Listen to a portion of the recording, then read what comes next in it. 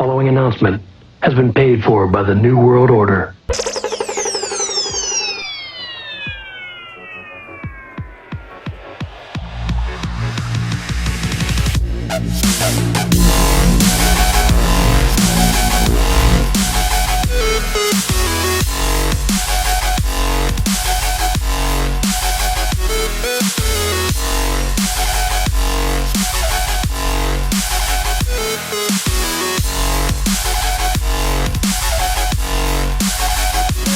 Welcome to 3NN Podcast.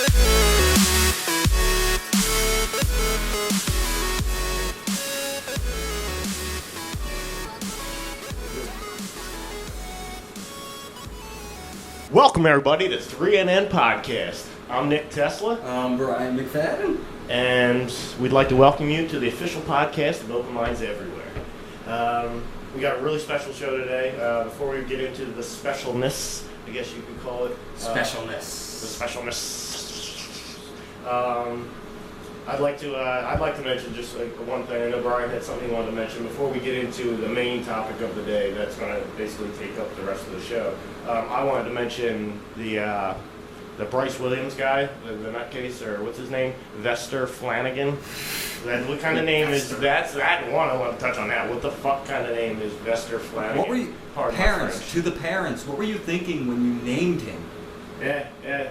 Well, maybe his name was Sylvester, and he just took the Syl off of there. That's what I was thinking. Well, so went with wouldn't Sly. you want to be Sly? Exactly. Yeah. Why wouldn't you want to be Sly? Sly people? Sly? Yeah, exactly. Not Vester. What the fuck is that? It's close to Fester. You're going to be a murderer. If you want to change your name from Sylvester or Sly to Vester, you're basically signing up to be a murderer. That's what it sounds like. But anyway, I just wanted to touch on that, and being two, not media personalities, but two people who are also people that put themselves and their faces out into the world and talk about news. And even though it wasn't a politically motivated thing, and we talk about a lot of politics and stuff like that, it's still, I don't want to say it hit home, but it was still, I feel for them, you know what I'm saying? It's very sad to see that whole situation happen. The reporter and the cameraman were killed, and it's really, I don't know, it's sad, and I just wanted to take a moment of silence for them.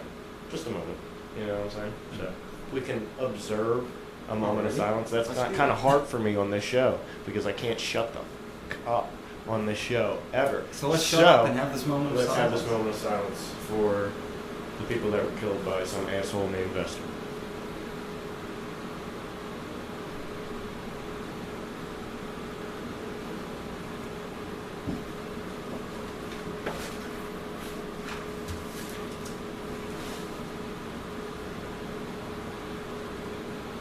That was nice, Brian. That was nice. I really thank you for joining me in that. Yes, I love the part where you got up to fix the picture on the wall. There's a moment of silence, not a moment of stillness. Right? So, well, generally, there's a certain decorum for moments of silence. You're not supposed to sit there and you notice if anybody even pays attention to the video anyway, Brian.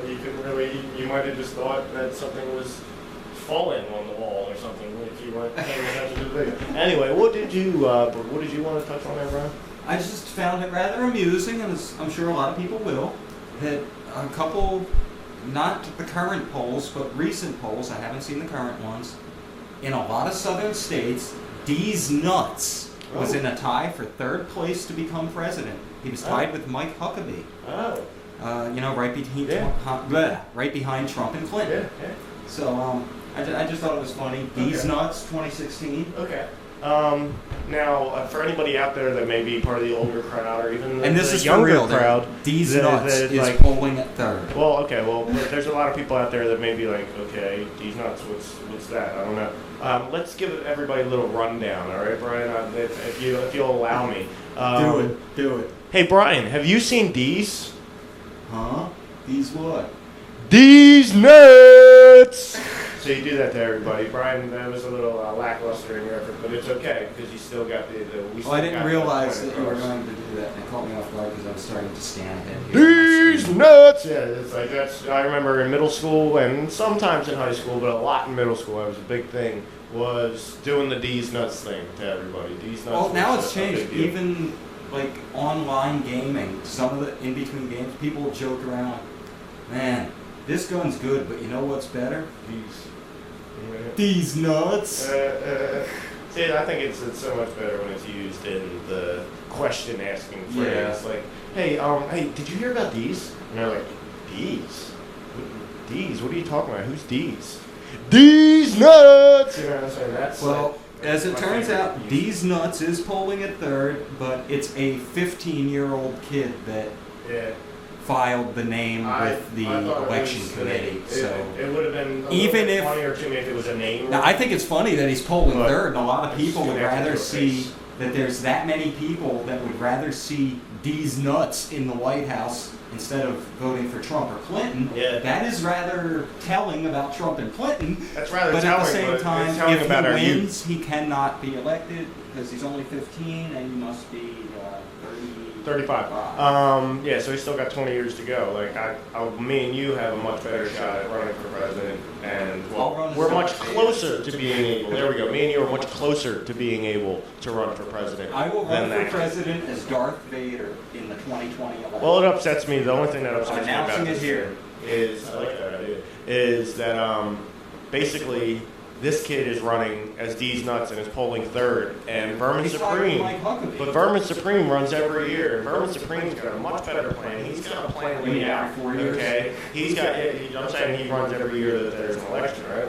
Every presidential election, Vermin Supreme runs, and he's got a plan laid out. Okay, he wants mandatory toothbrushing laws, or mandatory toothbrush laws, where you're given a government mandated toothbrush.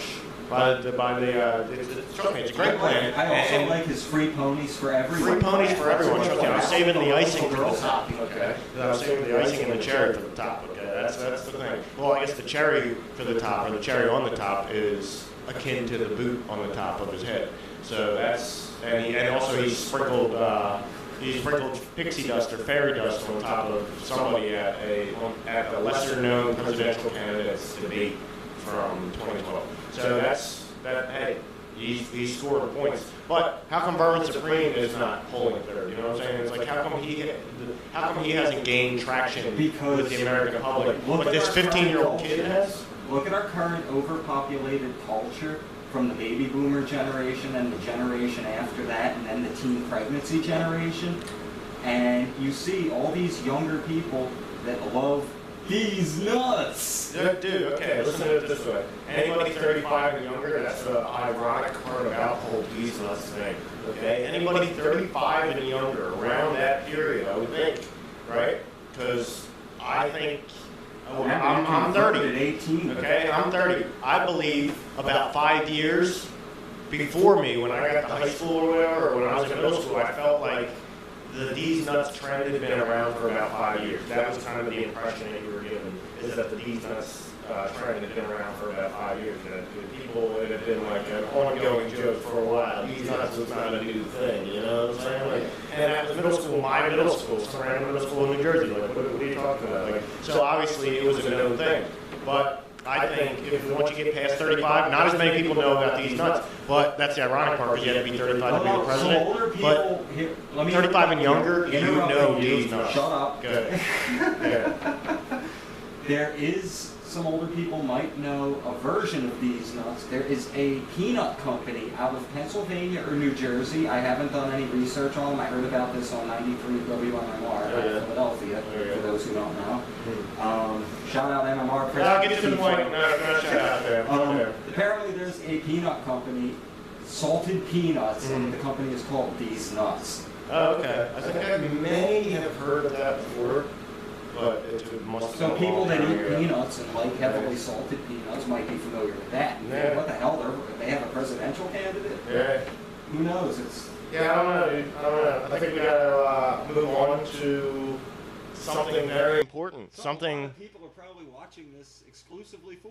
and waiting for us to get to. Like, you motherfuckers, shut the fuck up and get to the good stuff. We're waiting for the good stuff, okay? This is like the filler before fucking a concert or some shit. Like, I don't want these shitty bands. I want the band that came here to see, not your opening fucking acts. Get the fuck out of here and play some music for me. So you know what? We're gonna get the fuck out here and play some music for you. Ladies and gentlemen, our main event. And so, my fellow Americans, Ask not what your country can do for you. Ask what you can do for your country. I am a real American.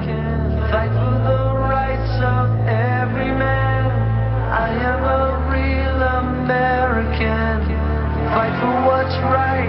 Fight for your life. The following announcement has been paid for by the New World Order. Biggest icon in wrestling.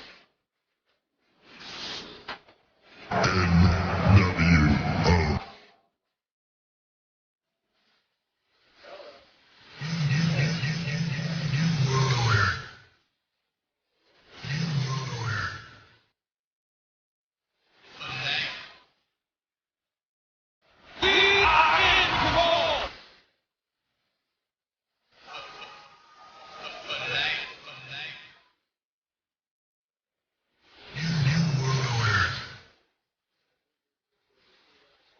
Biggest icon in wrestling.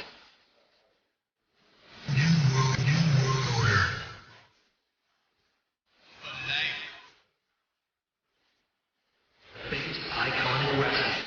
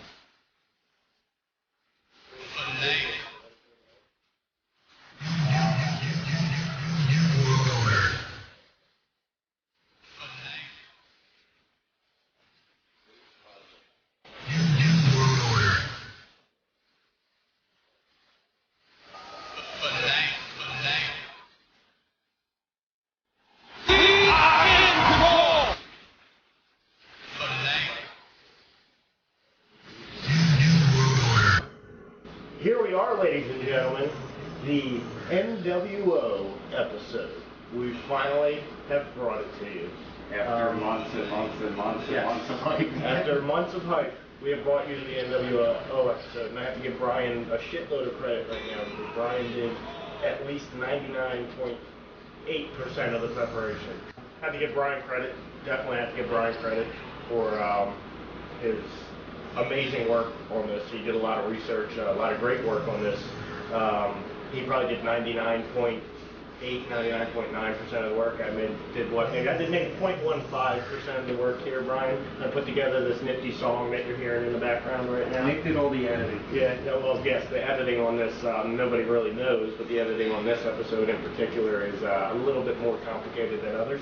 But I don't know, Brian. I guess take it away. We've got quite a thing to get into here. So take it away, Brian. Take it away. Well, by now I guess you guys figured out what we're talking about. And first, real quick, to quote Vladimir Lenin, the best way to control the opposition is to lead it ourselves. Now, I know you're thinking, what the fuck does that have to do with anything? Well, what is a PSYOP? According to the U.S. Army Field Manual 33I from the U.S. Department of Defense, a PSYOP is any form of communication with supportive objectives designed to influence the opinions, emotions, attitudes, or behaviors of any group in order to benefit the sponsor either directly or indirectly. That gets us into predictive programming, which is defined as a subtle form of psychological conditioning provided by the media to acquaint the public with planned societal changes to be implemented by the powers that be.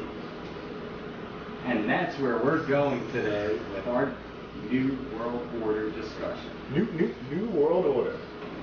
Aye. Yeah. So, what did you get up to? I'm sorry.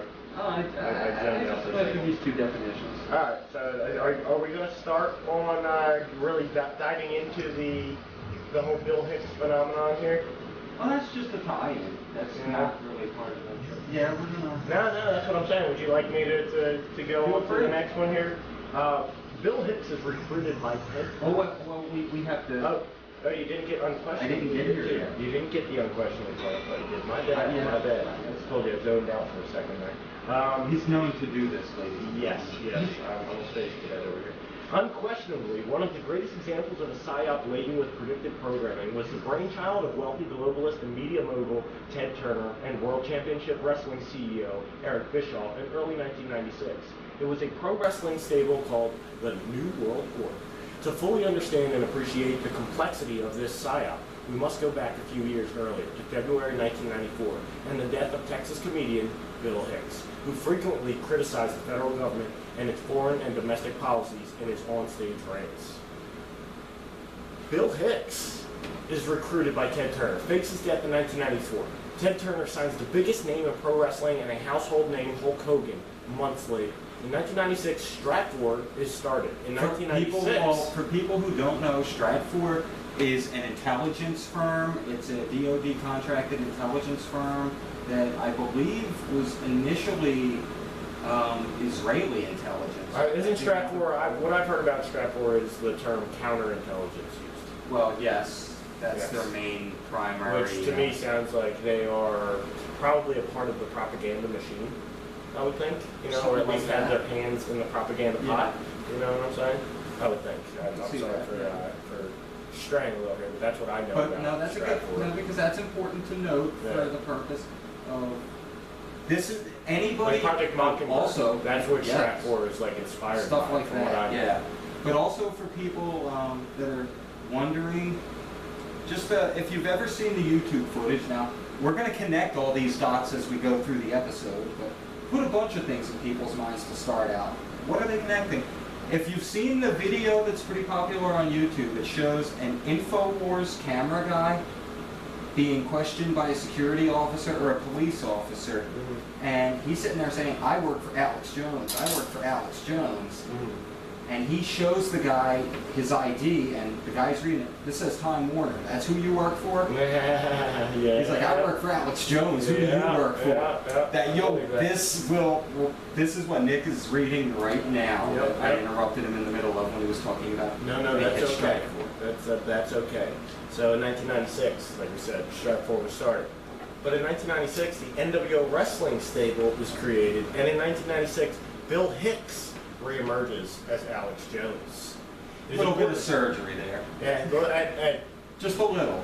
We do not endorse these views. We may believe these views could be true, but we do not ask anybody else to think that we're telling them that this is the truth. This is just what we're just throwing out there what we pieced together. What we found through our research or through things we've pieced together through. I'm still not sold on Alex Jones is Bill Hicks, but the forensic. By the end of this video episode, with the forensic, a lot of people might be inspired to go look into it after this episode. True. So let's see. It is important to note no personal or professional history can be found for Alex Jones before this point. That is what is kind of telling, and that's a big piece of the puzzle. Now, there's been people that leaked birth dates, and people. Somebody leaked out it was supposed to be like a list of births at his birth year in fucking Georgia or whatever. But you can fake that any way you can fake anything. Yeah, you're right. So I saw one video that was very convincing of it, and I looked into it a little more, and it could be. Yeah. See, I've yet to really look into it too deeply. And I also know that the internet there's people on the internet that can make you believe anything. They can make you believe this world's flat. By the end of this episode, I think everyone will be certain Alex Jones is one of those people. They can make you believe Cthulhu is real. There's plenty of people online who can make you believe anything.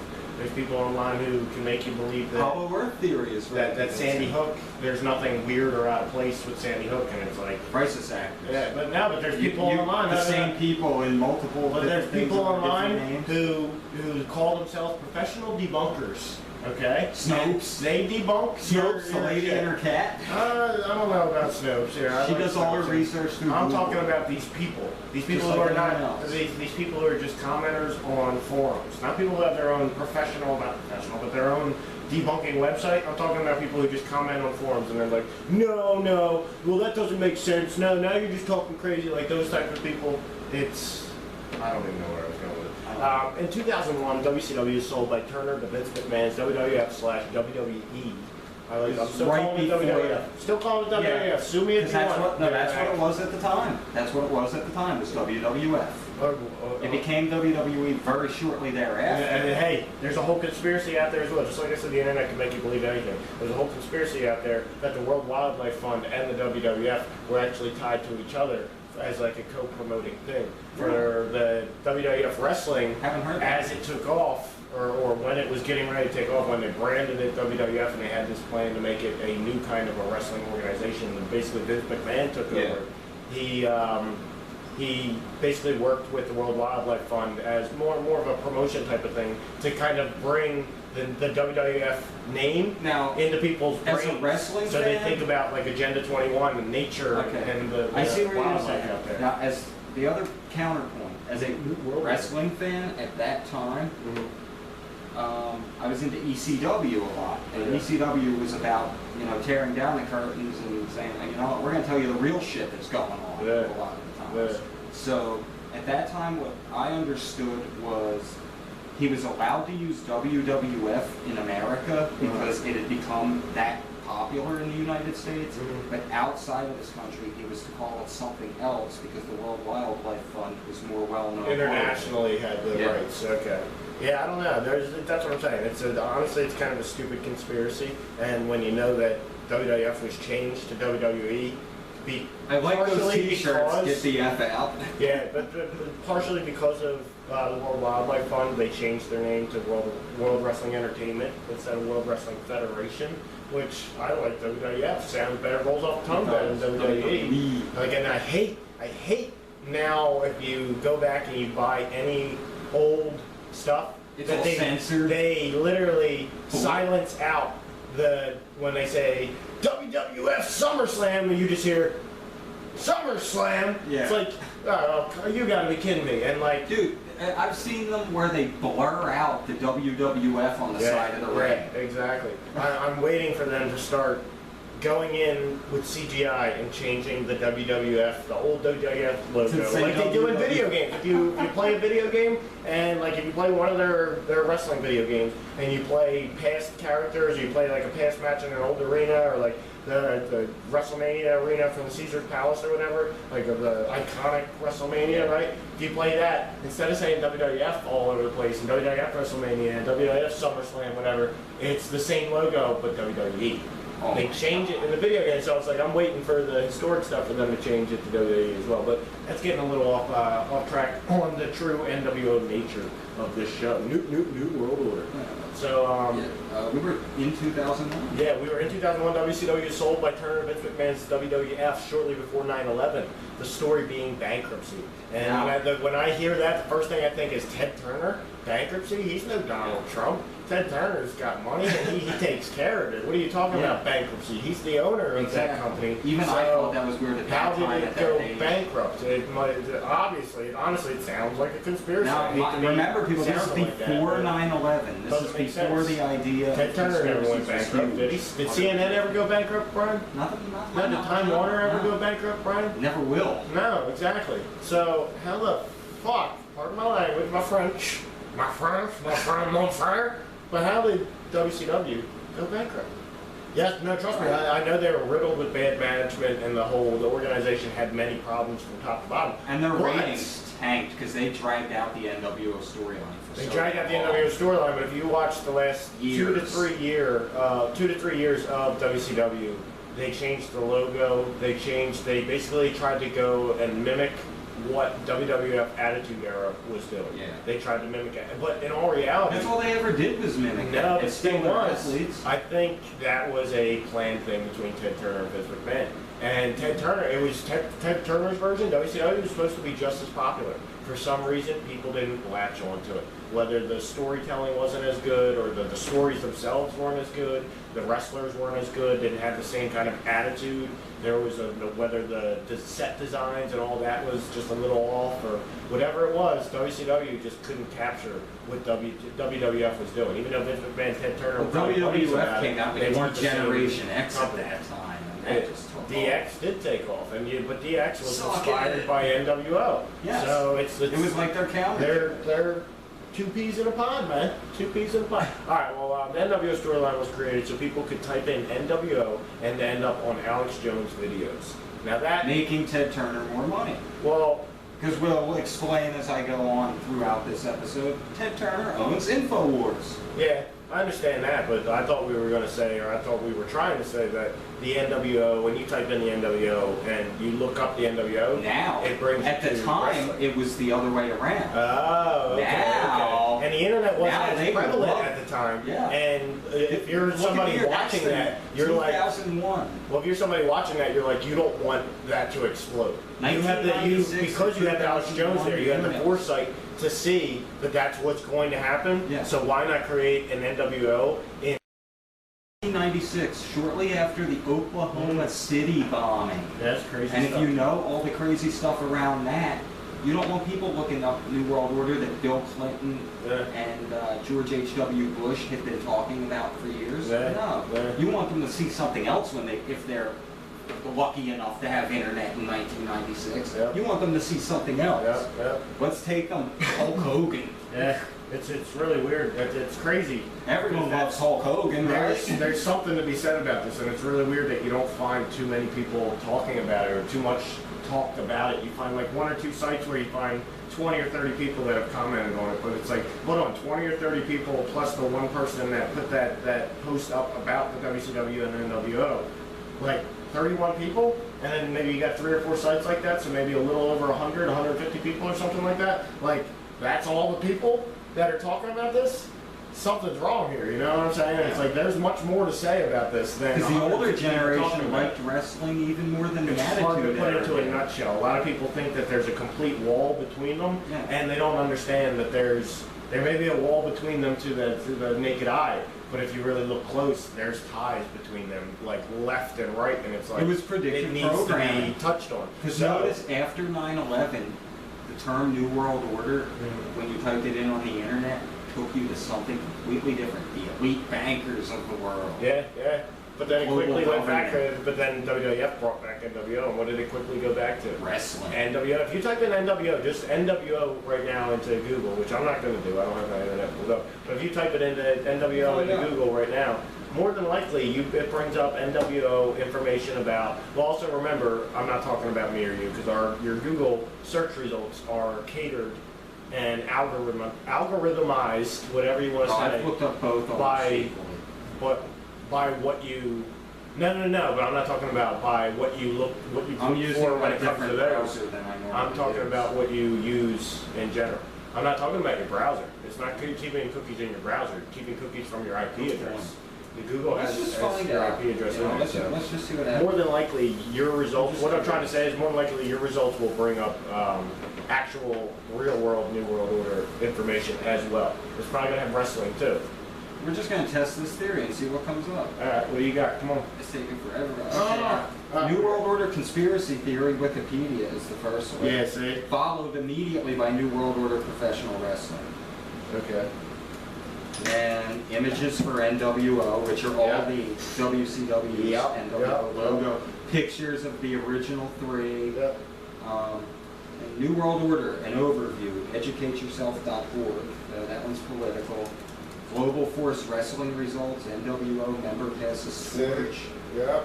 That's about Kevin Nash. Yeah, it's like there's wrestling. World War III. But the thing is, your results, I think. An are a little bit organization, the different than Netherlands most people's. Organization for Scientific Research is called NWO. No bullshit. That's good. www.nwo.nl. NL, the new world order. Right. Our funding Scientific is with organization. NWO funds 58,000 research projects at Oh. universities and knowledgeable institutions. Whoa, that's kind of crazy to hear, though, dude. Because the NWO, Oh, sorry, 5,800. the real world That's so NWO far. has its tentacles in everything. You know what I'm saying? And a lot of ways Research, American definitely. conspiracy stuff. Alright, so obviously your results that you got were mixed between real world NWO and a lot of wrestling NWO, right? So I think for most people, there would only be very slight information about real world NWO. The first result, I don't think for most people, people want to let us know, but I don't think your first result, most people's first result out there is not going to be New World Order conspiracy theory from Wikipedia. I don't think that's going to be most people. I wish we had a... Your IP address on that computer is the things that you search for at search engines. I wish I lies had your IP address something in what that you I search. haven't friggin'... Yeah, it's all good. It's all good. I'm So just curious what will come up. it is curious. The good way to try that out is borrow somebody's computer or somebody's laptop that you know does not give two shits about conspiracies, and type in New World Order on their fucking any one of their browsers and see what comes up. That's the easiest way to do it. Or go to the library. There's not a lot of people looking up conspiracy shit at the library. Maybe there is. Sometimes, Maybe there is. yeah. I don't know. I'm pretty sure people are looking up the stupidest fucking shit in the world. The reason they're fucking, I don't want to say the reason they're poor, but the reason they don't have a computer or any kind of internet access themselves is because they haven't really been on top of their shit, and they're more than likely still not. Nick, on you top sound racist in the New World Order. I'm not racist, man. I'm just, You're racist. You hate Obama. No, there's just some people out there that don't have the things that other people have in this first world country, and you know what I'm saying? There's some people who This can't is do the anything first about world it. country, Nick. This is the New World Order. Alright, let's get back to the New World Order. I don't know what the fuck I'm talking about. Alright, NWO storyline was created so people could type in NWO and end up on Alex Jones videos. Nostalgia, one of the biggest psyops of our time, continued by Jesse Ventura's, another wrestler/actor, show conspiracy theories, same concept, and on the Turner Broadcasting owned True TV. Oh, what the hell? He's allowed to put that information out there on Ted Turner's network? How's that happening? Ted Turner wants global depopulation and a new world order. Alright, I want you to go to read me up to fast forward to present time. Okie dokie. If you can. Credit to researcher, documentary filmmaker, and political activist Felix Pantaleon, who discovered that Ted Turner is the man responsible for creating the truth movement as you know it today. Okay. They use the typical dualism of blue versus red, Coke versus Pepsi. You have two choices, Democrat versus Republican. You know, Ted Turner is a master marketer, the king of all media. Get this, Ted Turner created a number of platforms to spread his propaganda. Cable TV, a la Time Warner, CNN, Internet, and InfoWars. Ted Turner even used wrestling as a form of spreading the phrase New World Order. Now to tell you how it all came about. Here's a quick fun fact. In the 1980s, Vince McMahon hated Ted Turner and the character of the $1 Million Man, Ted DiBiase. Obviously, a lot of people at the time even knew that was supposed to be Ted Turner. I never knew that, but then again, when I wore younger man's clothes, I was not aware of Ted Turner. So. Well, that was supposed to be a Japanese. Millionaire Ted. They called him Millionaire Ted, or Billionaire Ted. They called him Billionaire Ted. Yeah. But when he first came out, he was Millionaire Ted, but then very quickly became Billionaire Ted. But the $1 Million Man, Ted DiBiase, come on, man. Anyway, the people from the 80s, the older generation might remember he had like a servant or a butler that would escort him to the ring, this guy named Virgil. Yeah. Virgil was one of Ted Turner's, not the character, the Virgil character was making fun of Ted Turner also. It was loosely based on Ted Turner's mentally disabled nephew, Yes. Virgil. Yes. So later down the road, once both DiBiase and Virgil signed with Turner's organization, WCW, he decided, you know, I'm going to slap Vince McMahon back for that one. Yeah. He just named him Vincent. Yeah. And he was still the servant that DiBiase walked all over. It was supposed to represent Ted Turner walking all over Vince McMahon, stealing all his talent. See, and this is what fuels a lot of people for saying that Vince McMahon and Ted Turner have a deep hatred for one another. And I don't think it's a deep hatred for one another. I think it's actual. No, I think that's a psyop for people to believe that, because I think it's more of like a fraternization type of thing. Why do you think they're they taking chose jabs Jesse at each Ventura? other, and almost like they call each other up like, you see I named my one dude Virgil? And it's like, yeah, you dickhead, that's my fucking nephew, dude. Come on, why are you doing that? Come on. And he's like, yeah, it's so funny there, man. You know what I'm saying? Or Vince McMahon saying that to Ted Turner, like, yeah, it's so funny, isn't that hilarious? And Ted Turner's like, oh, I'm gonna get you back for this one, dude. I'm gonna get you back for that one. That's fucked up. Just wait until you see how I get you back. And Ted Turner never was really able to get him back in the best way, other than stealing Hulk Hogan. You know what I'm saying? Even though they And several other people. Even though they both He stole Bret Hart, he stole Hall and Nash, he stole a lot of people. $1 Million Man, Ted DiBiase. Yeah, he did steal them, and it's funny X-Pac, because think about it this way. What do we always talk about is a lot of times what's the best way to really control a situation is to have somebody at the top of both sides. Okay, so hold on, if you have Ted Turner and Vince McMahon really working together, but all your wrestlers and employees think that they're like at odds, it's like you could like really fuck with those people. And did he not fuck with those people? Come on, what happened to Ultimate Warrior? Something happened to him. Like, like I don't know what. Was he just an honest person? And you can't be an honest person when it comes to wrestling. You can't be. No, that you honest can't. I've heard that a lot. You know what I'm saying? Like I don't know what happened with Ultimate Warrior, but they like Roddy Piper. Oh, to anyone who doesn't believe that they're people that think, oh, their character is just an extension of who they really are. No, WWF is not ECW. Yeah. That I met Shawn Michaels December 1996 when he had just lost the heavyweight title to Sid after holding it after he beat Bret Hart in the Iron Man match. Yeah. He was the biggest fucking dickhead I've ever met in my life. I believe he was an asshole. He talked shit to me when I was, what was I, like 15 years old or whatever? I don't even know. I'd say that's probably true for a good 90 to 95% of wrestlers. But towards the end of, like, say, Roddy Piper's career, he was, like, he became the person that he really is. A calm, like, he used to hang out at the Trocadero Theater whenever they would show They Live. But also in the same vein, shout out Joe Polito, 37 Ric Flair is exactly how he acts in the wrestling ring. That's how he is out in public and in everyday life. Which is scary. I'm Ric Flair the star, you know what I'm saying? Like, exactly. He wants everybody's attention, and it's like that's how Ric Flair acts in the ring, and that's how he acts in real life. That is really scary. I hate to the Ric Flair persona is actually probably that's what's always great like about that. it. That's what's great about it. People who watch ECW remember the franchise Shane Douglas is like the most hated man in the history of wrestling. He was a dickhead. He was the most sincerely cool fucking dude I've ever met. He was the heavyweight champion of ECW at the time with the Bam Bam Bigelow, Candido, the triple threat. Sonny was a bitch. She was there. Tammy Sitch. But Shane Douglas, Troy Martin, talked to every single motherfucker, and he didn't give a shit.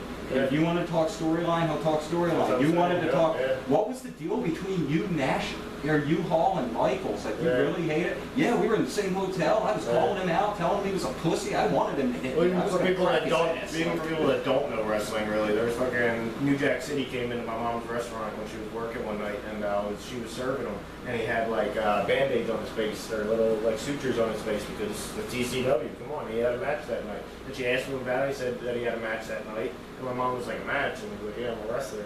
And she was like, oh my God, you're a wrestler? My son's like the biggest wrestling fan. And she got him to sign a picture of himself for me and shit. And it's like, New Jack City, I think, alternated between good guy and bad guy, didn't it? Between heel and... I know the story, I don't remember. I didn't watch ECW enough to really know New Jack City's storyline. I watched it like... It was actually New Jack. There was no city at the end. Okay. He started out as one half of the Gangsters with his teammate Mustafa. And Mustafa got signed by another organization. He was a nice guy. ECW people are nice guys, but like honestly, what happened? I think Blue Meanie's cool. I met Blue Meanie and Jasmine St. Clair at the Metal Fest when I went to see the Stormtroopers of Death. Jasmine St. Clair, porn star, sexy as fuck, is married to Blue Meanie, the fat, out of shape blob with the blue mohawk and the painted face. Yeah, what I was saying is that they're nice people. Fucking ECW people are nice people because that ECW, other than like the last year of its true existence, was a much more of a homegrown, small wrestling organization. Even though they were known, they were still a homegrown, small wrestling organization. And like the people didn't get big heads about who they were. They got big heads locally, but as far as being like I'm a big national star, WWF and WCW, those people had that big mindset of fuck you, I'm making millions of dollars. I just thought of this now. There is a dualism with ECW when you meet those guys. The heel characters, the bad guys, in person, out of character, they were nicer than the quote good guys. With the exception of Tommy. We also got to remember though, with the good guys and being a local organization, the good guys are constantly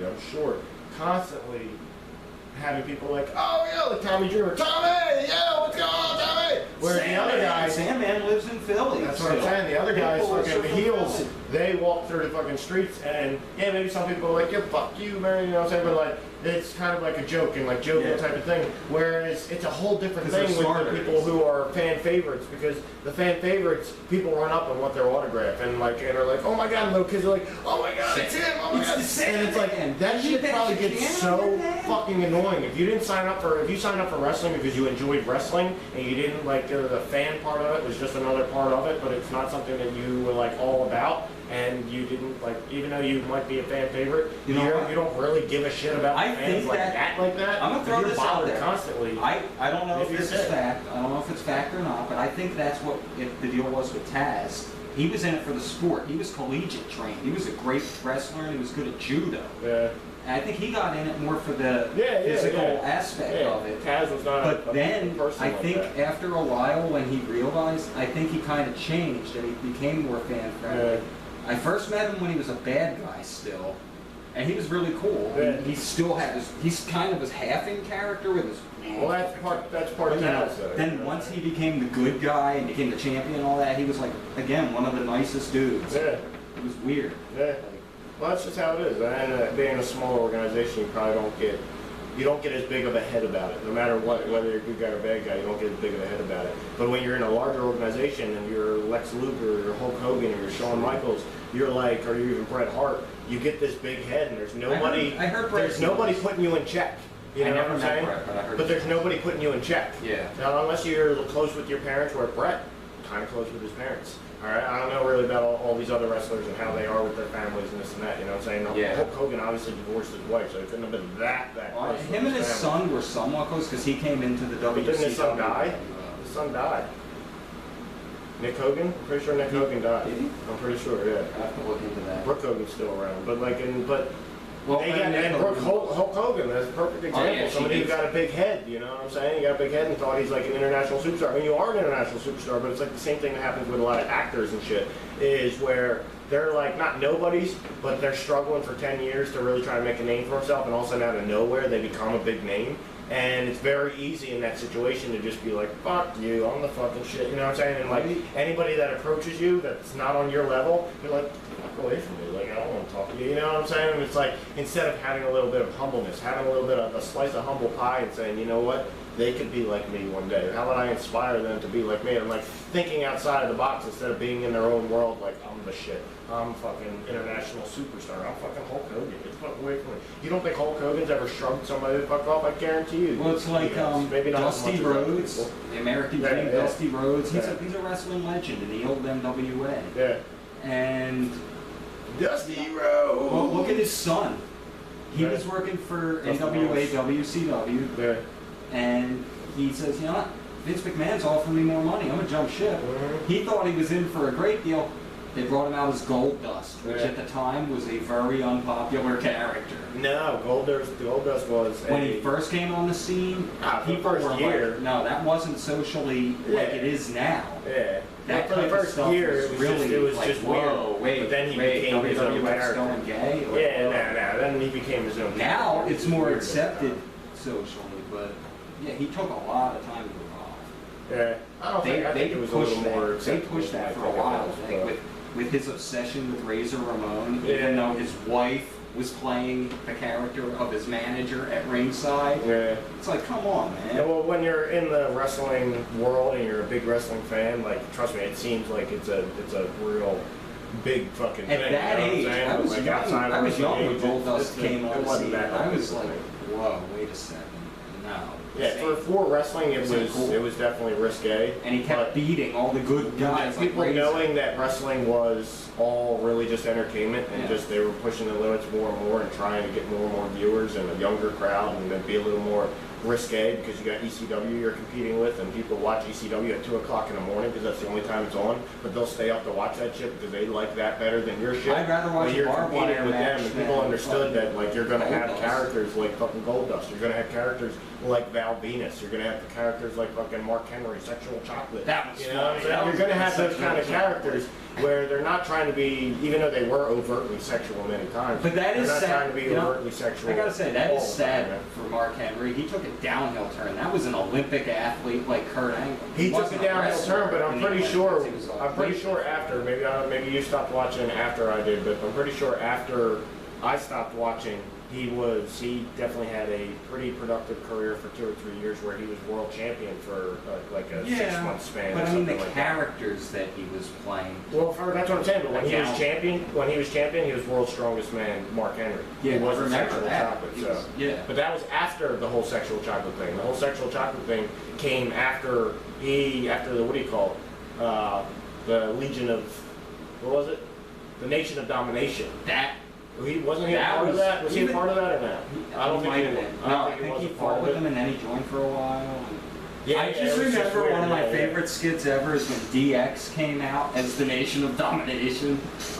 They were like B-Lo, and I think Shawn Michaels was supposed to be Farouk. All right, Honestly, was supposed to be We've Farouk. got to get back on topic. We can sit here and talk Okay. wrestling for 3 hours. Well, and people are going to be like, Alex- "Remember NWO?" Moving on. Yes. Alex Jones was a creation of Ted Turner. Yes. Much like how in the pro wrestling world the character gets stale or is outserved his usefulness, Bill Hicks outserved his usefulness. Well, whether he's Bill Hicks or not, Alex Jones is definitely like a puppet with Ted Turner. I would believe. The actor is redressed, renamed, and repackaged as an entirely different, When they had fake Undertaker for a while. which happened to be primetime Brian Lee from ECW. He was the second Undertaker Yep, in yep. the Undertaker versus Undertaker Yep. match. There you go, more wrestling fact. Glad you tuned in. All right. In 1994, this theory states Bill Hicks fakes his death. Later that same year, Ted Turner signs Hulk Hogan to a WCW contract. Ooh. 2 years later, in 1996, Ted Turner and WCW create the wrestling stable New World Order. In that same year, 1996, private intelligence firm Stratfor is created in Austin, Texas, hometown to both Bill Hicks and Alex Jones characters, for the sake of argument. In that same year, 1996, Bill Hicks reemerges on the scene, but now he's Alex Jones. InfoWars is launched for the first time, and he starts researching the film, what was it, America Destroyed by Design? I don't even know Alex Jones' first year. He's more of a fan than I am. Though credited with exposing many government wrongdoings, Alex Jones is also called out for hiring several former Stratfor agents to work as reporters for his InfoWars and Prison Planet news sites. Ooh, what's up with that? As well as for his InfoWars site and its ties to Turner, whom Alex vehemently speaks out against on his show as a New World Order elite. He talks a lot of shit on Ted Turner. Now, even the internet radio network that carries the Alex Jones show, Genesis Communication, is owned by another Time Warner subsidiary. Isn't that crazy? And not only that, InfoWars servers are hosted on Time Warner, and their IP points to CNN headquarters in Atlanta. Yep. And then that's so funny that And Ted Turner owns we think CNN. back to, what do you call it, Alex Jones' outburst on Pierce Morgan, and it's almost like, was that all just completely coerced? And then on his own To show, make gun owners seem but on like his own show, he everything. talked Yeah. shit about CNN for like 2 weeks after that, talking about how the place is shut Psyop. down, Psyop. and then it's just like the bathroom was falling apart and dirty, and this and that. It's like, why you even gotta like mention that? Like, what's that have to do with anything Yeah, that has to do with CNN? And it's like, oh, hold on, there's a whole nother, like, there's something else going on here that they're trying to program us into believing. Like another good example. That they're vehemently opposed. CNN and InfoWars are vehemently opposed. When in all reality, it's like the fucking pictures you've seen of Black and white. Well, no, you ever seen those Blue and pictures red. of a chick where she's sitting next to her boyfriend, she's got her hand behind her boyfriend, and he thinks her hand is behind her fucking back, and his friend is sitting to the left of him, and she's holding the hand of the fucking And friend, what holding did the we hand behind start? her. What That's did what's I going on start in the this American public. episode with? A quote from Vladimir Lenin: "The best way to control the opposition is to lead it ourselves." Now here you go. Here's a psyop and predictive programming. Here's how they work. Yep. 1996, WCW wrestler Sting transforms into the Sting 2.0, the Crow, when he came out like the Crow in the leather jacket with the White face That was paint, black. definitely the Crow. If somebody tried to say that's not the Crow, That's you're the on Crow. drugs. That was the Crow. Face paint resembled the white face and black features similar to that from the Crow movies. In late 1996, the Sting mask is created, and they go on sale for fans. They were like $30, and they were a cheap piece of plastic. But that's a psyop for the future, and a lot of people might already have figured it out. The character Sting was created to combat the evil NWO. He came down from the rafters, and he started taking out their members with a baseball bat. What do we have now, ladies and gentlemen? What do we have now? All right. Well, after that debacle, now what do we have here? This is fast forward to present. The Guy Fawkes mask. Now, what do we have here? The Guy Fawkes mask. Heroes up against the New World Order, and guess who owns the rights to distribute these masks? You guess it. Time Warner. Interesting note is that Time Warner, one of the largest media companies in the world and parent of Warner Brothers, owns the rights to the image and has paid a licensing fee with the sale of each mask. Now, with everyone accustomed to the white face / black face features, masks standing up against the New World Order, the psyop is complete, right? Not quite. Let's dig a little deeper. What we should all take from the timeline that follows is that even those who appear to be the good guys may be NWO-controlled opposition. The outsiders who hostilely take over were not your run-of-the-mill outsiders, and there were more insiders or double agents than was first readily apparent, much like how the real New World Order infiltrated and systematically dismantled America from within. So, do you want to give them a rundown on the NWO roster there, Brian? It's pretty big. That's not everybody, because there was an NWO in China. You have a couple of those guys on there. Not all of them. Not all. There's an NWO in China that was just as big as the NWO in WCW. Well, I think but rather than just run down that list, we'll go down to the. Let's skip down to the timeline here. Okay, we'll go to the timeline. This way. February 94, well, let's start 1989. George H.W. Bush gave a presidential speech on the television saying, we are ready for a new world order. Or however the hell he said it, you know what I mean? A lot of people see that on YouTube, Well, okay, that's 1980s, late 80s. 1990s, he signs us on to Agenda 21. Clinton ratifies it by executive order, Yep. And here we are, only 2 to 4 years later? After Agenda 21 and Rio Conference and all of that? Yeah, 1992 was April 92 was the Rio Conference. And when did CNN start? Do we know? Oh, I don't recall off the top of my head. It's funny that we're talking about CNN so much today, and our show. CNN's been around for a while. Our show logo, at least, is loosely based on CNN logo. Thanks for the inspiration, Ted. Thanks, Uncle Ted. Thanks, Uncle Ted. I'm looking at the camera like we still have footage. Yeah, we can still look at the camera. It's okay. All right, well, February 1994, Austin comedian Bill Hicks passes away suddenly, unexpectedly. A lot of people have a lot of just so nonchalantly. He passed away suddenly and unexpectedly, Brian. Suddenly. It was sad. It was very sad. No, but because he was coming into his own as a real great comedian. Yeah, he was saying some out there there stuff. One of the most mind-opening comedians. He was saying some Alex Jones-esque stuff as part of his Alex Jones-esque rants in his onstage. He had Alex Jones-esque rants, but he had New Age inspirations in there, which is separate from the topic of the episode today. But I'm starting to believe that Ted Turner is actually a major influencer in the New Age media movement. And there's a lot of New Age media that's out there, and I think Ted Turner is a major influencer in that, even though that's not really what we're talking about today. Bill Hicks was actually talking a lot of New Age type philosophies. The world is a ride, the world is a roller coaster. It goes up and down, but don't forget, it's just a roller coaster. It's just a ride. You know what I'm saying? That's New Agey type of stuff. You know what I'm saying? It's like, I don't know. That's a whole nother episode. We got to have a New Age episode. So moving on, Brian. April 1994, Ric Flair wins the vacant WCW heavyweight title and calls out Hulk Hogan. Woo! Who was an employee of the WWF at the time. What? Now, June of 1994, Ted Turner signs Hulk Hogan from Vince McMahon's WWF. Hogan goes on to defeat Flair for the belt, and he holds it for, I guess it was, almost a year. Actually, that wasn't really that long. July to October of 94. No, 95. July 94 to October 95 he held the belt. Okay. September 4th, 1995, WCW came out with Monday Nitro. Because Monday Night Raw had been pretty popular for a while. Yep. What did? They put it head-to-head in the time slots against Monday Night Raw. Yep.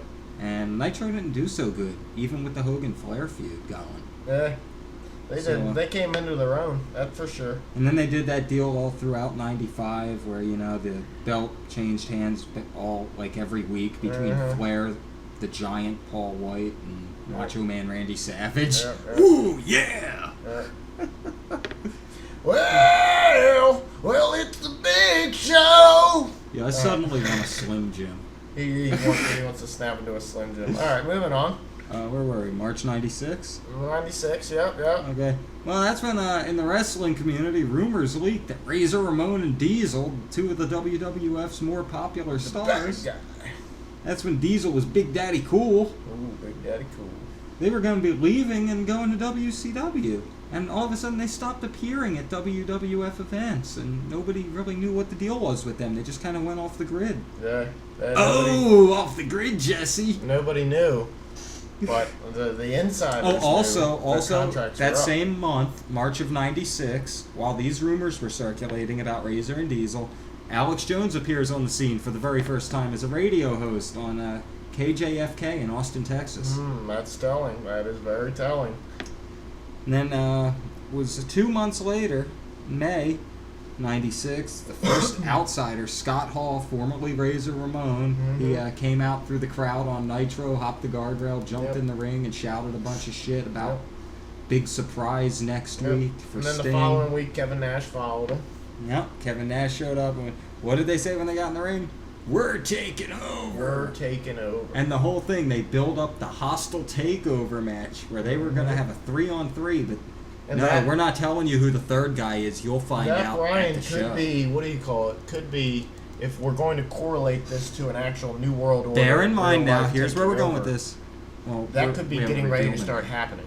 Yes. That the "we're taking over" phrase could be spoken within the next year. Where by somebody, power. where somebody comes from another organization, somebody comes from another country. Somebody you comes plant from your mole in there. Somebody comes from the big boys. Hold on, the UN. The big boys in government would be the UN, wouldn't it? And the UN comes in and says, "We're taking over." You know what I'm saying? And then all of a sudden, the UN says, "Wait, we've got something. We've got a surprise for everybody." And in their little way, they say, "We've got a surprise for everybody." Next thing you know, fucking Ron Paul is like the head of this movement by the UN. And it's like, wait, Ron Paul's our Hulk Hogan. What the fuck? No, like Ron Paul's a real American. Right. It's like, this isn't right. Like, wait, something's going on here. You know what I'm saying? And like everybody gets in an up. Now that's what people need to remember. At this point, Hulk Hogan had been there for a while. He was big with the WCW fans. He was still, the real American. But he had to use a different song. He had to change his song because a new company. That's the difference. Ron Paul didn't play with the big boys. It's not like Ron Paul originally worked for the UN. But Ron Paul could be a Freemason. I'm not going to get too deep into it, but there's a lot of conspiracies out there about Ron Paul being a Freemason. So when you talk about playing with the big boys, and if you want to talk about the 33rd Scottish Rite or whatever, Ron Paul may have some ties to that and may have actually played with the big boys and then made his way into American politics after playing with the big boys. So you never know. That's a way that it could be correlated. Some Ron Paul? Ron Paul. Is he touching on Ron Paul? I thought he loved Ron Paul. I do love Ron Paul. It's my granny. Or my gramps. Remember, Hogan came in 94. So he was already there 2 years, and he was established as a WCW guy. A staple. Yep. Now, even at that time, I wondered, he did not have a match on the card at Bash at the Beach that year. I wondered why he wasn't in that three-way match against the Outsiders. Yeah. Well, but anyway. You wondered beforehand why he was not in this. Yes. Exactly. Thank you. Well, fast forward July 96, the Bash at the Beach. It was the Hostile Takeover match. Yep. And they had Sting, Lex Luger, and Macho Man Randy Savage. Keep in mind flamboyant Sting with his neon colors on. Yes, and this was old Ultimate Warrior style Sting. Yep. This is Stinger. The Stinger. That was Stinger. Yeah. Macho Man Randy Savage, oh yeah. And, I'm the Macho Man Randy Savage, and the steroid-laden total package Lex Luger. Yep, the narcissist.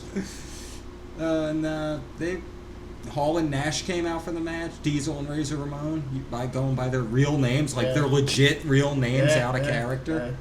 Oh, and that was by part of the design as psyop, well. yes. Exactly.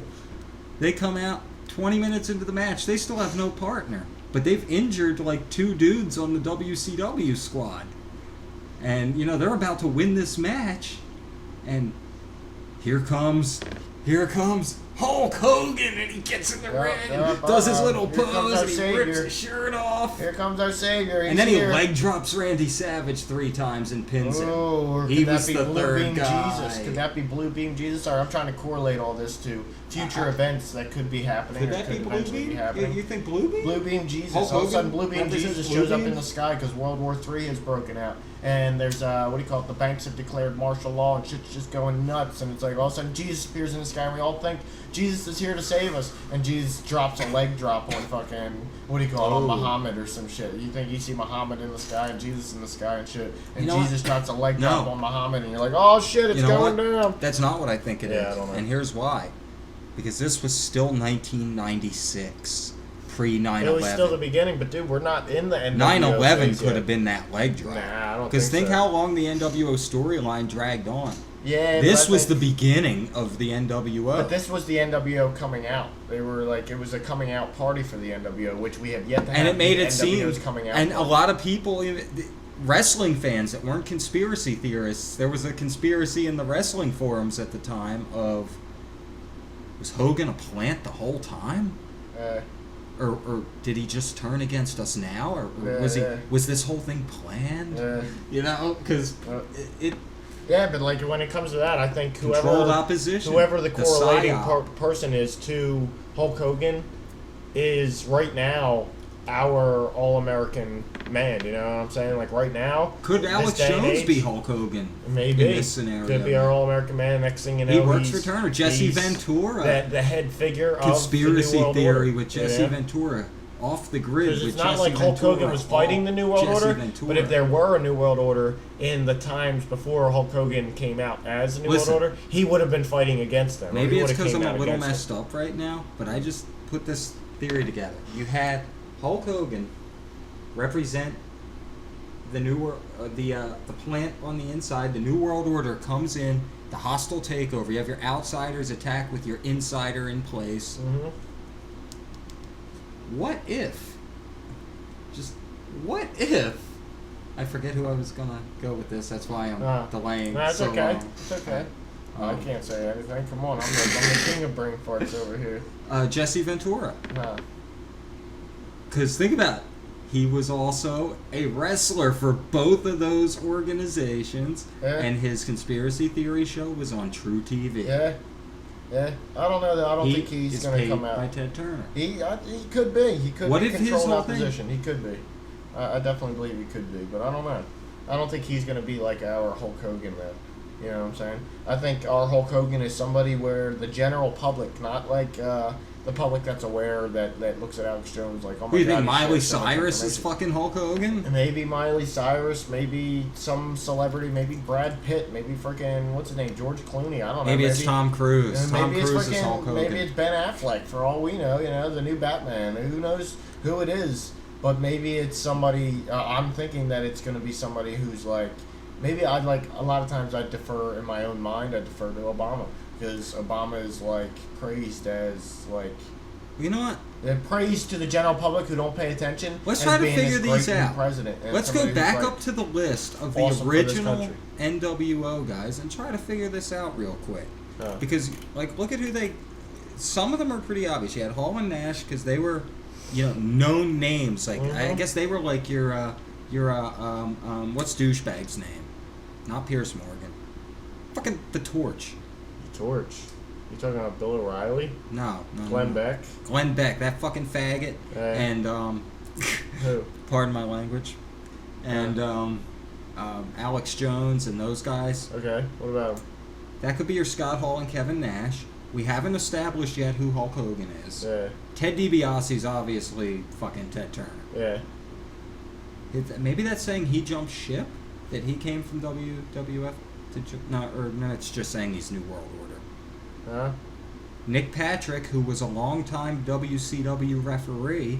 Yeah, that's an interesting one to think of. Who that Yeah, could you be. remember those matches where I remember those. the other trying to team think would of be who that pinning could be. Hall and Nash, and he would count 1, 2, and then my shoulder Yeah, hurts. or he would just like That count shit- extremely slow for those people. Yeah, and like it was, 3 count. and then he would fast count when one. Hogan was pinning Yeah, 1, 2, 3. somebody.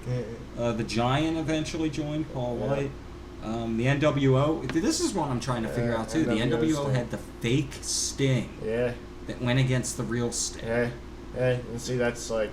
Was that supposed to represent somebody, or do you think that was just to, to make up for that Undertaker versus Undertaker? I don't know. Honestly, I don't know. See, that's where it gets all dicey. And that's where you wish that there would be more people who have done a little bit of research and correlation into this. So And it's that we also have a little possible more to work with. You know. It's also possible Virgil becoming Vincent could be Turner's way of saying, "Hey, Vince McMahon's Yeah. in with us too." Yeah.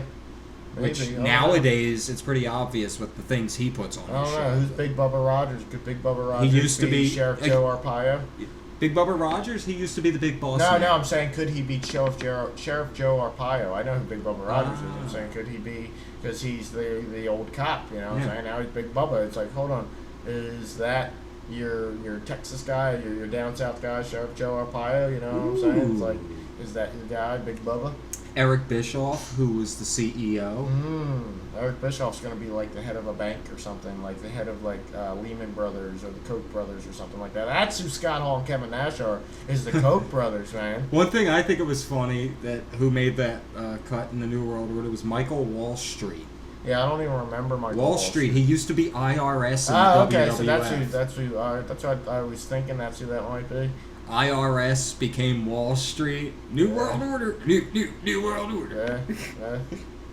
Yeah. See, Scott Norton was like supposed Randy to be a Savage. How about the fireman. Macho Man, man? Macho Man went Then you there. got Dennis Rodman. I don't know. I think the Dennis Rodman thing, you can just throw that all into the trash. His whole thing was just part of kind of like a publicity stunt for the WCW and had nothing more involved in it. Yeah. Even though Dennis Rodman going to North Korea and becoming kind of buddy with Kim Jong Un, that's a little. Didn't him and one of them become tag team champions or some shit, or he became U.S. champion? What do you call it? Dennis Rodman, I believe, after the whole NWO thing, stayed in the WCW for another month or so and wrestled with Karl Malone.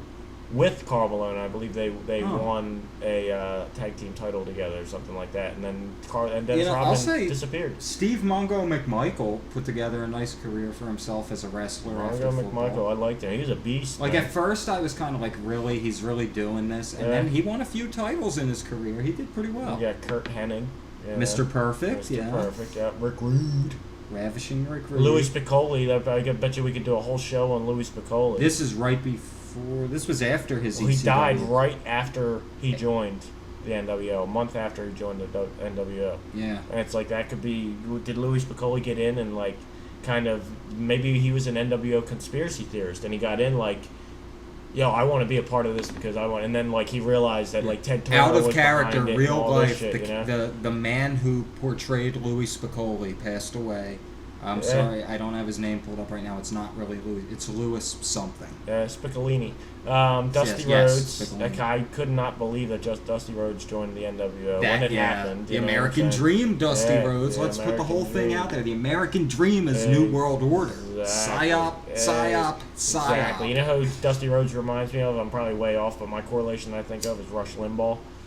When I think of Dusty Rhodes, I think of the moon. Yeah, that's hilarious. That's so fucked up. I think of polka dots, really. Exactly, because he has all the Not. And Scott Steiner. Scott Steiner's your meathead muscle. So I don't know, man.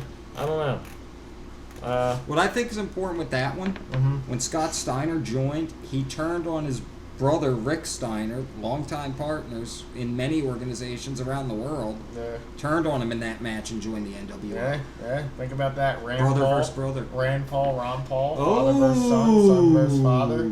Family tie, family connection there. Rand Paul's fuck this, and then Rand Paul's the muscle of the New World Order. And just in case that one doesn't hammer it Or the home, good-looking guy of the New you had World Nick Order. Hogan, who was Hulk Hogan's son, who came in and turned on him. I think they Nick did the Hogan's same. dead. They did a very similar bit with Flair and his son for a while. Yeah, and Piper. No, they didn't. No, Piper they didn't never want called. his kids as a part of it, even though they did have Piper and his kids on to be harassed by Hulk Hogan before.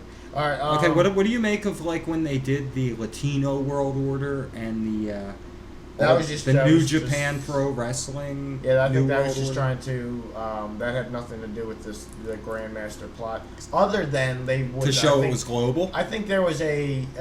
They're saying, "Hey, we're worldwide." Exactly. motherfuckers. There was an effort, a very minimal effort, but an effort United to Nations, baby. spread Agenda NWO. If there 21. was a group, a stable of bad wrestlers or heel wrestlers in any wrestling organization that was not directly competing with WCW, then they allowed them, if they were interested or contacted them, they allowed them to take the NWO or even whatever WO thing and make your own logo, like the BWO. I guarantee I you. love the BWO. I guarantee you ECW, even though I'm sure there's people that say, no, they didn't, they just did it on their own. I guarantee you somebody at ECW, probably Paul Heyman, contacted Ted Turner or Eric Bischoff and got true story. Slight From the as far as for doing that. I'll say I asked a few of the wrestlers about that from ECW. Blue Meanie being one of them. Yes. Now, his comment on that is, we were legally allowed to get away with it because it was a parody. Yeah. Okay. Yeah. Then it's a parody. All right. Yeah. But I think the knowing Paul Heyman and knowing that. No, I think Paul Heyman. No, here's the story with Paul Heyman. One thing everyone says about Paul Heyman, that's gospel with Paul Heyman. His beef was never with Vince McMahon. He hated Ted Turner and WCW. Yeah, I don't know though. I don't know. Because they screwed him over out the ass, fucked him on his contract. But remember and what fired we said. But remember what we said and how we started things. Vince McMahon and Ted Turner are kind of tied at the hip. More than likely, they're tied at the hip and buddy, right? And they act like they're not. But they're more than likely buddy, and are the head of the organization. Paul Heyman was never buddy. He could never be at that level of elite as Vince McMahon or Ted Turner. No. But what I'm saying is, he was on Vince McMahon's payroll. Paul Heyman may have had beef with Ted Turner, but it might not have been to the extent. Wrestling fact for anyone listening. Wrestling fact for the entire history of when ECW split off from NWA, went from Eastern Championship Wrestling and became its own organization, Extreme Championship Wrestling. From that, for the entire duration of that company until it went out of business, it was funded by Paul Heyman on Vince McMahon's payroll. He was getting huge checks from the WWE. That's what I'm trying to say. Is you're saying no, that can't be. No. What I'm saying is, that doesn't mean what I'm. But at the time, nobody knew that. When Ted Turner and Vince McMahon, maybe Paul Heyman did not. Maybe he didn't. Maybe Heyman really thought they hated each other, and he hated WCW. No, I'm talking about Vince McMahon. Paul Heyman knew that Vince McMahon was funding his shit, right? Yeah. Exactly. Yeah. So Vince McMahon but he might knew not that know. he was buddy with Ted Turner. Knew that Paul Heyman hated Ted Turner, and says, "Listen, I'm funding you. You can hate Ted Turner and talk trash about him all you want, but listen, you have to, as far as business goes, you have to fucking be professional, and you can't fucking try and sabotage his shit. If he takes some of your wrestlers, he's on another level than your ECW right now, okay? And you have to understand that. You know what I'm saying? You may hate him, and there's parts about him that I don't like, but he's also, me and him are in the middle of a plan or this or that. You know what I'm saying? And Paul Heyman, so hence when he wanted to do BWO. It was, yes, they could do it because it was a parody, but he also had to get approval from Ted Turner because he's buddy with fucking, because Paul Heyman is buddy with Vince McMahon, and if he didn't get approval from Ted Turner, he may lose funding from Vince McMahon. It's kind of a fucking, like, I wish I had a chart right here to fucking lay it all out. No, but I see what you're saying. You know what I'm saying? So, like, you're going to lose your funding from Vince McMahon if you really go full-blown like Ted Turner, fuck Ted Turner, I'm going to fuck over his wrestling organization, and I'm going to make mine the shit. Like, Vince McMahon realized that ECW may be better than WCW, and bought them both the fuck out. Do you remember when Steve Austin got fired from WCW? He went to ECW for like a month and a half before he became Stone Cold in the WWF. I think I saw one of his matches, actually. He only wrestled like 3 matches in ECW. Weren't they televised? Or at least 2 of them were televised. One of them was at the November to Remember. Yeah. He I faced swore I've seen, maybe not the whole No, match, he but I've faced seen Mikey clips of him Whipwreck. in Was ECW. Mikey Whipwreck successfully defended the world Didn't he have his heavyweight long title? blonde hair too at the time? Yeah, he still had that long hair. Oh my God, stunning Steve. and he stun gunned Mikey Whipwreck, and Mikey Whipwreck kicked out. Oh Mikey my Whipwreck God. defended the World Heavyweight title against stunning Steve Austin at the 95 November to Remember. 94 November to Remember. We've dived way too far down the wrestling rabbit hole. I can't even see the light from where we began. So, I don't know.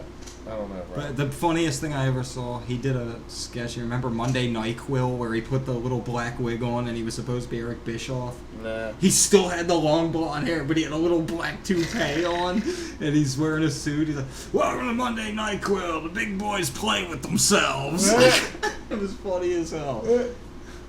You gotta look that up. It's hilarious. Brian is getting into some old school wrestling nostalgia. I'll tell you what. I'm sure some people watched just for that. Yeah. All right. So what else do we have that ties into the real life shit or on the timeline? That is. And for anybody out there interested, we will be posting this on the 3NN Facebook page. You will be able to read the entirety of our source material for today and our NWO source material. So feel free to definitely go through and read the intricate detail. We touched on the tip of the iceberg here. Well, as the story goes, a lot of more guys from WWF come over. We mentioned Dennis Rodman comes over.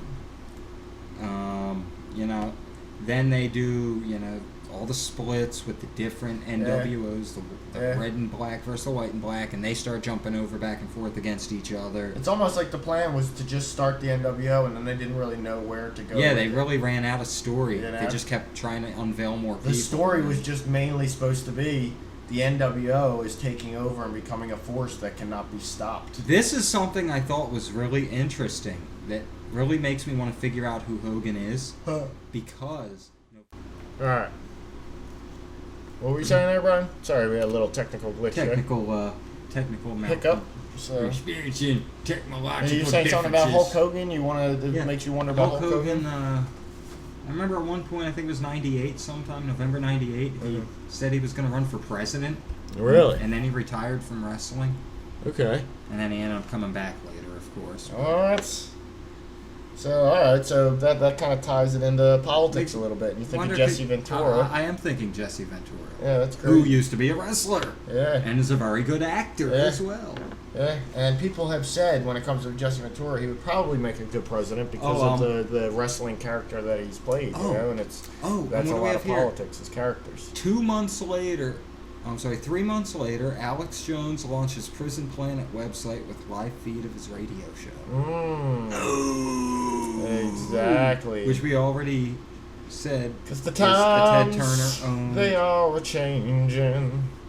Well... And then, we move on. That was 99, very early 1999.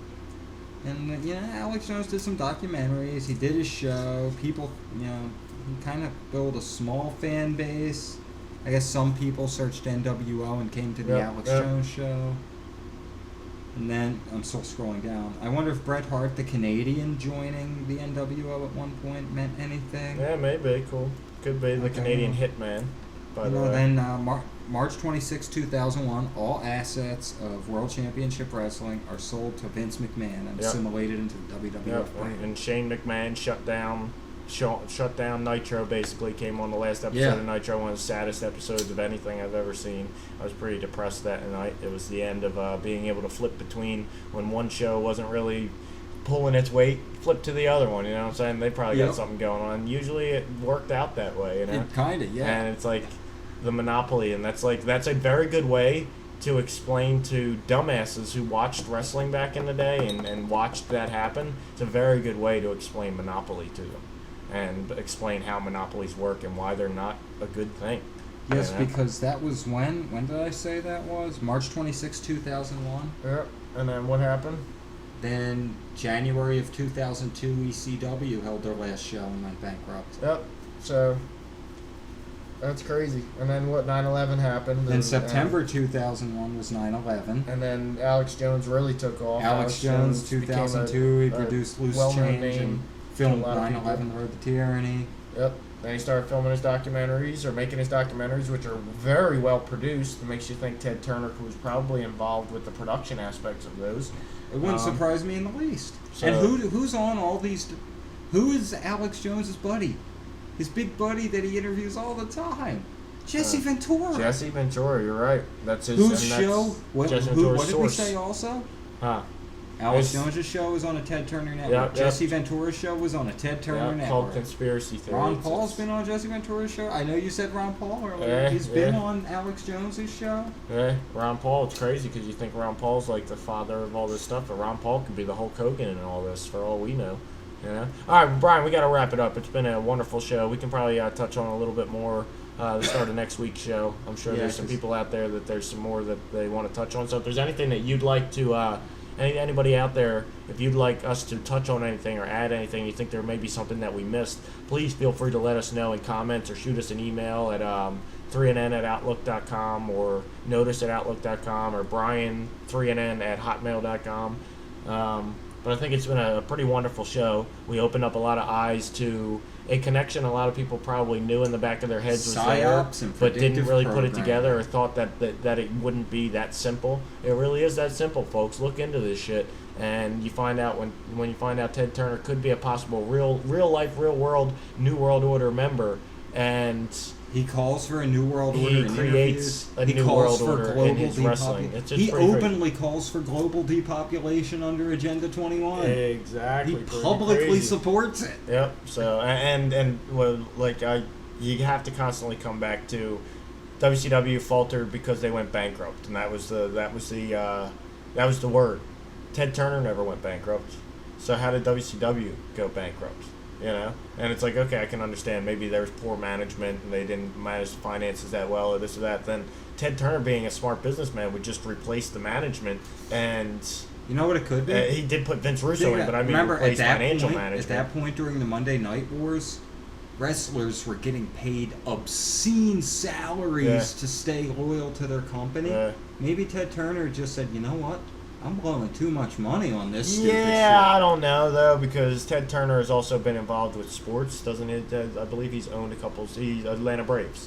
When it comes to sports teams, you spend millions of dollars on sports teams, and it's like that's even more. That's I don't want to say more, not as valuable as a wrestling franchise, but it's. There can be the same in many ways and different in many ways, but they're the same in the way that there's a lot of money involved with paying your entertainers / athletes, because even in sports, when it comes to professional sports, your athletes are also your entertainers. You know what I'm saying? If you own that team, you don't want somebody who's a bad entertainer. You know what I'm saying? You don't want a bad athlete who's going to be a bad entertainer. WCW You don't want, had a lot of those. and this is what I've thought about a lot of times. I guess we'll end it with this because it kind of makes a little bit of sense. When it comes to Tim Tebow, all right? Tim Tebow does nothing but fucking win, okay? But as far as being an entertainer and being what an NFL player should be, he's not it. He throws goofy. He's Mr. Almighty Christian, and the NFL does not focus on religion whatsoever. None of their athletes really focus on religion. If you focus on religion, that's Ray it Lewis. completely in your private life, and it has nothing to do. Ray before Baltimore won the Super Bowl. Well, He was doing this whole born again thing. yeah, but the thing about it is, Ray Lewis was not. My life is religion. You know True. what I'm saying? Reggie White. Reggie White was like, my life is religion, and he had already established himself in the league before that was really a focus made by like that. That was something he mentioned constantly true. and put out there like that. Well, But Tebow from the get-go has been. Tebow that's did the that focus. pose one time, and you had everybody doing it and calling for him to do it. Yeah, and maybe That's- there's a whole nother sinister thing behind that. But like when I think about Tebow, it's like he's not. He can win you football games, and that's all good and well. But as far as people watching him, it's like watching a high school football quarterback, and it's like something's wrong No, here. This it's is like not watching like a high watching school when you football watch Peyton quarterback Manning throw a in the football or NFL. Tom Brady throw a football, and then you watch fucking And you know Tim what? Tebow throw a football. You're like, something's wrong here. You know this where is that not hit entertaining. home? You know where that hit home? That his rookie year when he came out and won like 9 games for the Denver Broncos and took them into the playoffs, Yep. and they got friggin' obliterated by Yeah. the Colts. Yeah, they got obliterated, but he still had like a winning record and was treated like, with that winning record, was treated like he won't make it in the NFL. And part of me felt like it's like, okay, he might have an orthodox way, but he wins. with that orthodox way. And to me, it almost seems like you guys are saying he's not a prototypical passer. He doesn't Here's a pass like question how you for you. want somebody You to think pass. You know, because he kept thanking God all the time, do you think maybe that was the NFL's way of saying, yes, we're not trying to do this? That's not part of their entertainment curriculum for athletes in the NFL. Because he was being successful, so they had to do something to push him. They had to push him of out for multiple reasons. You know, he just did not play the part. You know, and that's like how wrestling world is. You don't play the part, or if you don't play the part, you're out. You know what I'm saying? You're not helping the organization achieve its goal, because it's not always about just winning games. If it was always about just winning games, each team would really spend the money that they need to spend to bring in the free agents and this and that to make their team real better. quick, before we wrap up, here's what screams Jesse Ventura to me in a nutshell. Huh. We've established he was on True TV, Ted Turner owned. We've established he was a pro wrestler for both WWF and WCW when Okay. Turner and McMahon were quote-unquote feuding. That He we have. jumped ship. There we have. Is that saying he's going to jump ship on us? I think he could be our Hulk Hogan He could, but in I don't this know. storyline. I think the person that's going to be our You Hulk think Hogan Ron in the Paul? storyline has nothing to do with wrestling right now. I don't really think around Paul. I told you, my default mindset, it always goes back to Obama. Even though Obama is not the best person to correlate to Hulk Hogan, but you can correlate Hulk Hogan to You Jesus. could. Hold on, you can correlate Hulk Hogan to Jesus before Hollywood Hogan came around, and you can correlate Obama to Jesus. Maybe that's telling us Hmm. Obama's not really Obama. Maybe that's telling us he's really an actor. And Obama, Yeah. think about it. He said all this great stuff. We're going to be the most transparent government. We're going to this. We're going to that. And did the exact opposite on everything. Yeah, I don't know, And dude. everyone was afraid to call him out. Yeah, nobody calls him out on it. He's still treated like he's a great president. And it's like, yo, he lied. What the fuck are you talking about? He lied. He It's should have fucked been up. impeached multiple times. Yeah, like, what's over going on it. here? It's like, Something's what the wrong. Like, fuck? he's just not like, and then they try and fucking explain it away like it's okay. And No, like, they call you a racist in today's new world order. Well, no, I'm talking about if it's people trying to talk about it intelligently and instead of actually talking about it intelligently and handling the issues intelligently, you're either called a racist or they try and explain it away. It's just part of the political system. It was out of his hands and yada yada yada. Something he had to do because of the political system and blah blah blah. It's like, no, he fucking lied. I don't want to hear you You're explain right. it away like it's part of Thank the political you. system. Then that means part of our political system allows people to fucking lie. Then there's their fucking problem. Let's not fucking get off the lying part. You know what I'm saying? We need to focus on that shit. Anyway, Why Brian. aren't these people being put on trial? Yeah, nobody gets put on trial, man. Is it they don't want to spend the money? Oh no, they have plenty of money. You to know who spend. gets put on trial? The fucking good cop who had a fucking a scary encounter with somebody one day, or a mentally handicapped person or something, and accidentally shot them, and that cop gets charged with murder and put in jail for 20 years or some shit. And it's like he was What actually a about the good cop. The dude- shitty cop shoots somebody, and he's off fucking scot-free. All these shootings that are happening now. What about that one? I forget now because I'm really fucked up. I've been drinking throughout the show and whatnot and other He things. said I'm really fucked up. All right, what? Anyway, that cop, he was at the site of one of those shootings, an off-duty cop that was carry conceal, Uh-huh. and he actually stopped it and saved a bunch of people. And Nah, I think he was got a in trouble? I think he was a Navy officer. Did he get in trouble? What Yeah, happened? they were gonna court-martial him for it. Yep, see, that's how it works in this world. You do something good and you're in trouble. Yeah. You do something bad, it's like, oh, we'll That let made you get national away. news. It's I don't funny. know if they went. And I guess we forward should with also court-martial. mention, because the world's going to hell in a handbasket, Just- the Satan statue in Detroit. You hear about they unveiled a Satan statue in Detroit outside of like the What about the courthouse, Shiva the municipal statue building. at the CERN facility? Now I'm a little more worried about a Satan statue being openly displayed and welcomed by a city in the United States. That Statue of I'm Satan. worried about that equally as much as I'm worried about Shiva, Yeah, the goddess yeah. of destruction. Yeah, but I think they're two at the different CERN conversations. facility that can open black holes. I think they're two different conversations. I don't. But they I could think be CERN is related. New They World could, but Order-esque. Shiva is not the.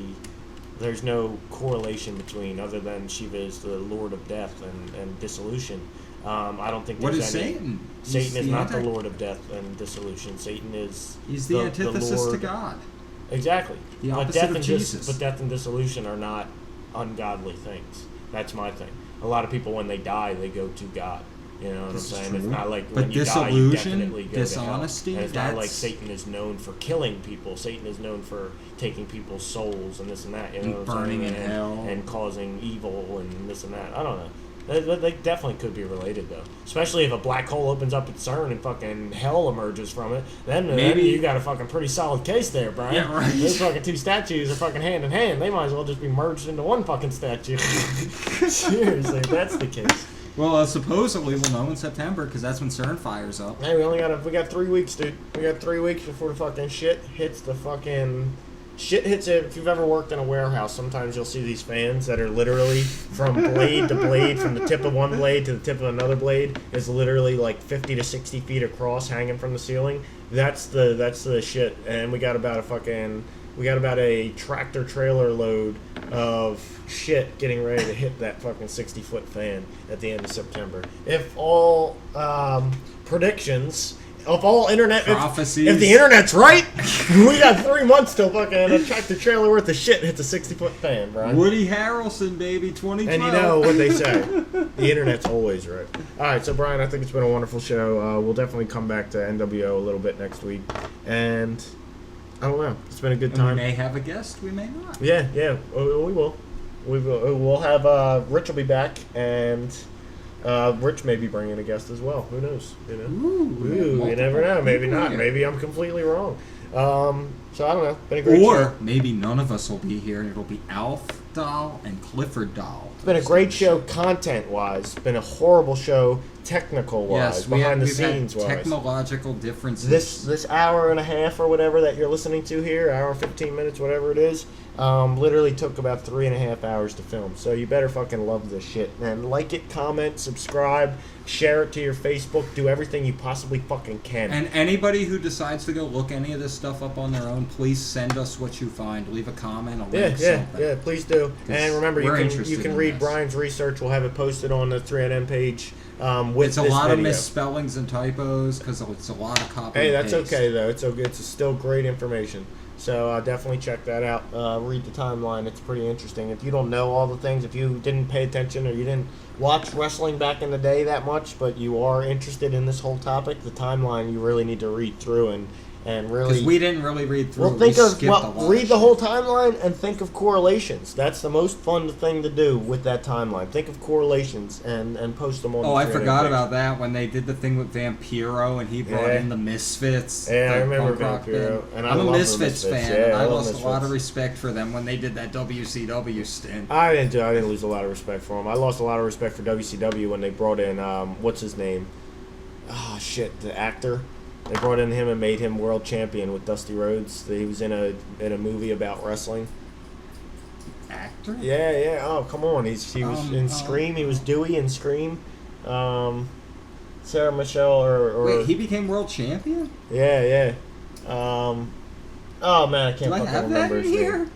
Nah, you don't have that in there. It was the real shitty part, like literally the last 6 months of WCW, and then NWO like kind of was just fading, and they were just around, but they were like a regular bad guy stable instead of the actual NWO. Like, and that should be in here because this after the NWO, after the Wolfpack merged back into NWO. No, this Black and White. timeline had all that bullshit. Well, maybe he didn't get it. Maybe he missed it. You didn't mention DDP once in there, so I don't know. Who's DDP? There. Who's DDP? But hold on, what did DDP do? The Illuminati side. Jay-Z is Jay-Z Diamond Dallas Page. Oh, I don't know. Okay, when you make big props to DDP Yoga. Booker T joined the NWO, but his tag team partner from Harlem Heat, Stevie Ray, did not. Stevie Ray disappeared off the face of the planet, dude. Stevie Ray was jumped. Later down the timeline, he joined the Black and White for a short period of time. Stevie Ray did? Yeah. And then left to rejoin Harlem Heat with Booker T. Nice, because Booker T had left too. Cool. All right. Been a great show, Brian. We got to wrap this up. Everybody can check us out, facebook.com/3NN podcast. Like we said, notice at outlook.com, Brian3NN at hotmail.com. And don't forget to check us out every week. It's going to be a wonderful thing. Subscribe and share. Yeah, make sure you subscribe.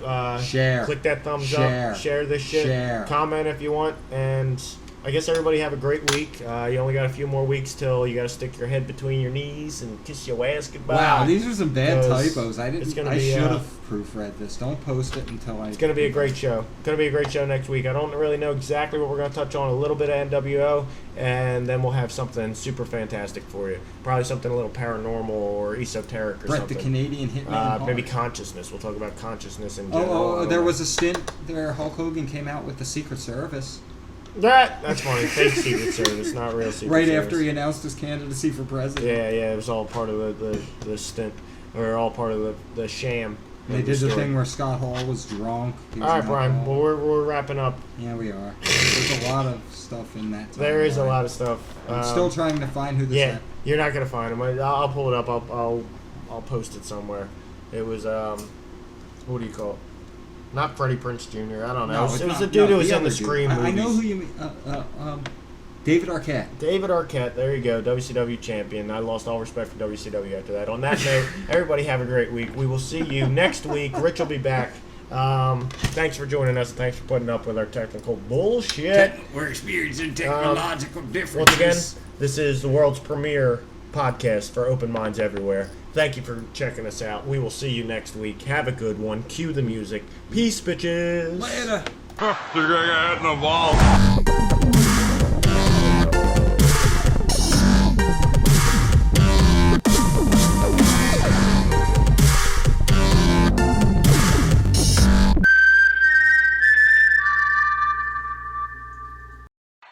The following announcement has been paid for by the New World Order.